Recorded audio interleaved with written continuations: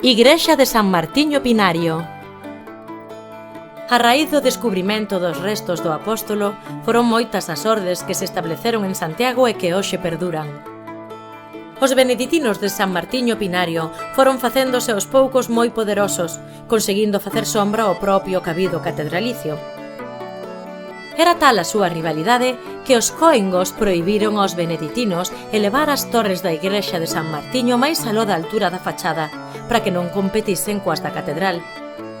A pesar diso, hoxe pode afirmarse que o mosteiro desta orde é o segundo monumento máis importante de Santiago tras a catedral. A súa igrexa foi construída a finais do século XVI. A fachada, trazada en 1597, está concibida como un altar pétreo.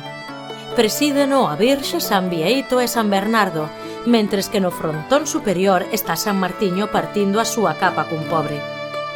Con todo, a imaxe máis rechamante do edificio é a súa escalinata curva e descendente do século XVIII, deseñada polo dominico Frei Manuel de los Mártires, seguindo un claro trazado barroco similar ao doutros modelos italianos.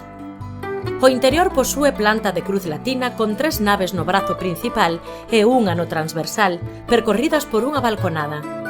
Chama poderosamente a atención o fastuoso retablo maior deseñado por Fernando de Casas y Novoa e executado por Romai, que se considera o mellor retablo barroco de Galicia e probablemente de España. É preciso destacar o cadeirado do coro, situado detrás do altar maior, que foi realizado en Nogueira por Mateo de Prado e que é recoñecido como o máis importante dos existentes en Galicia. Mais recentemente, outro cadeirado coral veu a engadirse á riqueza da igrexa de San Martiño.